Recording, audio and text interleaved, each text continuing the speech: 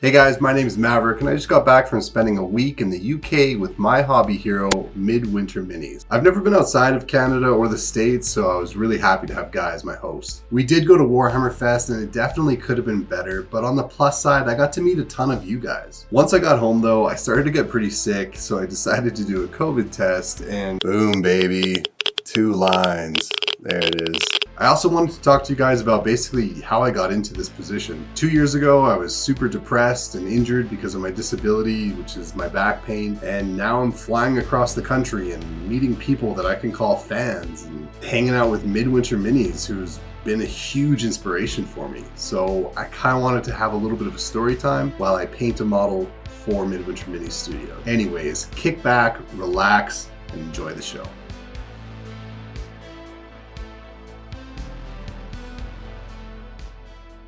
So to better tell this story, I need to rewind a little bit. 2 years ago, suffering from a permanent back injury, I was depressed, anxious, and genuinely confused with what to do with my life. No longer able to be a firefighter, I was on disability and was spending most of my time just suffering in pain. I was drinking more than I should, staying up late most nights, and just generally lacking any true sense of self-worth. One day, I decided to wander into a local hobby shop to kill time while my wife shopped in another store. I always admired Warhammer and the talented paint jobs in the display case, but never painted one myself. I decided that perhaps now is as good a time as any to start a new hobby. I picked up the Space Marine starter kit and made a little paint station on my kitchen table. I had no clue what I was doing, so I did a quick search on YouTube for some ideas. The very first video I saw was from a channel called Midwinter Minis, with a video for how to paint a grimdark ultramarine. The music immediately pulled me in and set the mood for painting this genetic super soldier in a dystopian future. Guy's instructions were so easy to follow along that after I completed my model, I felt something I hadn't felt in a long time, and it was pride. In fact, I was so proud of what I created, my brain felt like it was tingling. Endorphins and whatever other chemicals that had been dormant since my injury were now flooding my nervous system. The next day, I actually woke up early because I was so excited to paint another one. I was hooked, and from that day forward, I would paint almost every single day. I slowly started to document my work and create tutorials for whoever asked. Photo tutorials eventually evolved into video tutorials, and I started to upload to YouTube. I couldn't believe the reception my work received, so I decided to take the plunge and try to make a serious go of becoming a Warhammer YouTuber myself. I didn't really have a clue what I was doing, so I took a shot in the dark. I messaged the person that I had looked up to for all these years. Almost immediately, I got a response from Guy, and he wanted to call me, right there on the spot.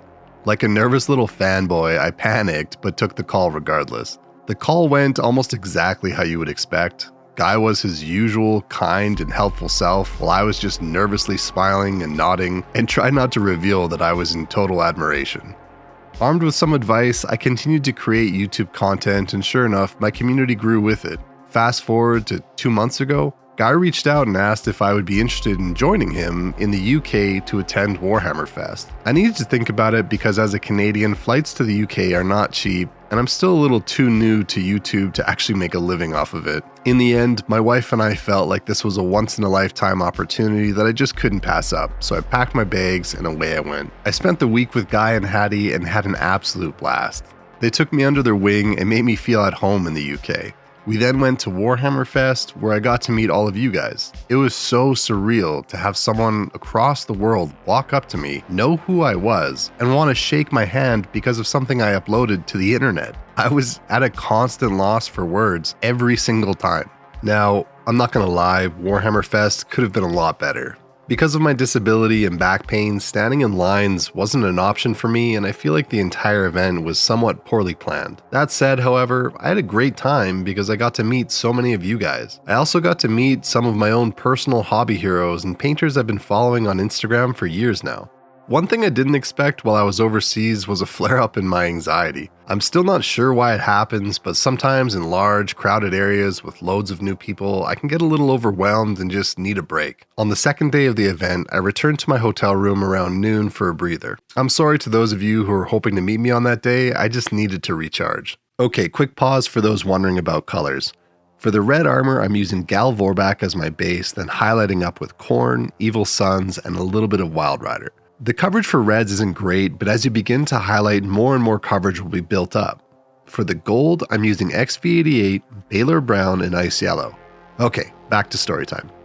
On day 3, I was back out there in full force and I attended the Golden Demon ceremony.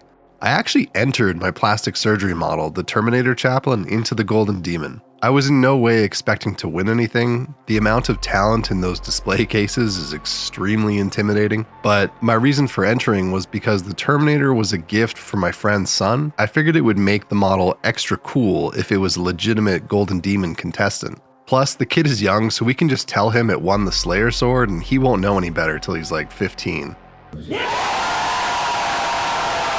Warhammer Fest aside though, it was really cool being in a brand new country and checking out all of the awesome architecture and food. I also got to visit the MIDWINTER MINIS studio, which honestly felt like a bucket list moment. I saw the Warlord Titan, I pet Nessa, and I took loads of photos. I also got to spend lots of time with Hattie, who I thought was hilarious. We recorded a video podcast for Guy's channel where we talked about Warhammer Fest while munching down on British and Canadian treats. Before I left, Guy gave me a couple of gifts, one of which was this incredible book full of awesome Warhammer art by David Gallagher. This is the type of art that comes to mind when I try to explain Warhammer to someone who's never experienced it before. Honestly, such an incredible gift. That's actually why I chose to make this video. Guy and Hattie were so incredibly kind and generous that I wanted to, at the very least, paint something for their display case. I decided to paint this Space Hulk dead Terminator. Guy's very first army were the Blood Angels, and I thought this objective marker would make for a great addition. I slowly built up the reds with dots and scratches and did the same with the gold accessories. I gotta say, it was so convenient being able to take this model apart at any time. This is actually my favorite model Games Workshop has ever produced. If you follow me on Instagram, you'll know that I love painting the horror of the 40k universe. It's a horrific universe consumed in never-ending war, and I really enjoy when artists take a break from painting the heroes and victors of a battle, but instead paint the defeated, the characters who are bested and beaten by something more powerful than themselves. I actually debated painting this chair in full non-metallic metal, but then I remembered that I don't actually hate myself and would like to enjoy this process. I decided to give it a brass color so that I could weather it with some verdigris later on.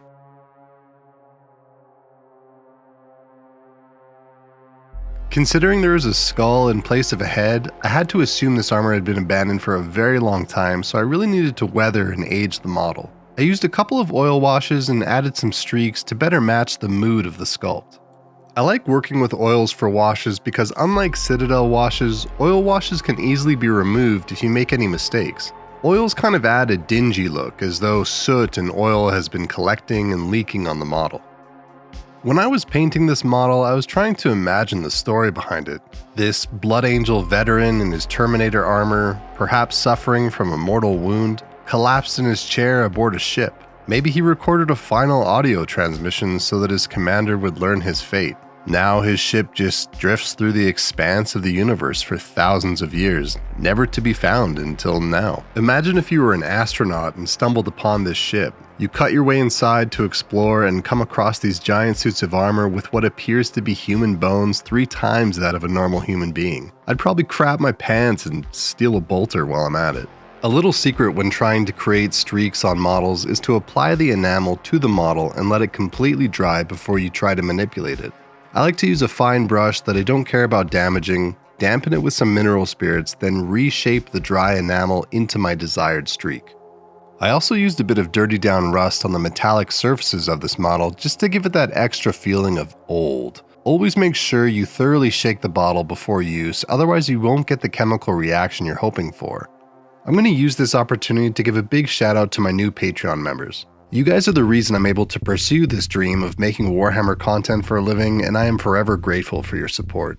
Matthias Blanc, Christopher Molina, Robert Chance, Christopher Connert, Max Asklander, Evelyn Smith, Liam McIntney, Taimatsu Balawas, Randy Jenkins, David Olson, Theo D, Ronan, Dildo, Tom Murphy, Cannonball Bill, Scott, Zach James, Oppadane, Woodcock, Mr. Dude Sky, Chad Hundley, Devi, Joseph Hayhurst, Christopher Vetter, Mike, Soda Pop Customs, Colt Welty, Daniel Hebert, Cheshire EJ, Valar 12, Nick Cooper, James Dean, Tank, 9970, Nurgle's Purple Nurple, Tunteketh, Samuel Justice, Vector Knight, Eli Sinsov, Hunter H, Joshua Rutherford, Level 50 Swolax, Billy Miles, Tiernan, Emmanuel Moran, Mola Mola, Christopher Campa, Umbastico, Pekowski, Mike Hammond, and Jur.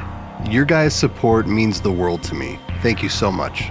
I will say the one thing I'm pretty excited about from Warhammer Fest is that I actually got to try out 10th edition. I've never really been much of a gamer, but this version actually seems like a lot of fun, and I'm definitely going to finally finish an army and play. I might even go so far as to upload some battle reports in my own unique style. It'd be cool to have you guys on as guests too.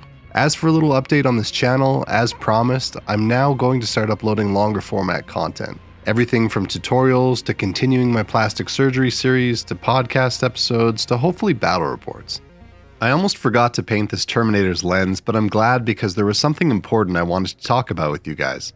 In regards to becoming a YouTuber, it's sometimes hard to figure out what sort of content you want to make or how you want to present yourself. After traveling to Adepticon and Warhammer Fest and meeting so many of you face to face, I realized that what's most important to me isn't the tutorial aspect of the hobby, but the stories and people behind the models. So many of us turn to this hobby to help us through tough times, to improve our mental health and build long-lasting relationships. I've said it before and I'll say it again, it's the community that makes Warhammer so great, and that is what I want my channel to focus on. Okay, rant over. Without further ado, here is my gift to Midwinter Minis Studio. Thank you so much for being incredible hosts, Guy and Hattie, and for everyone else, I'll see you in the next video.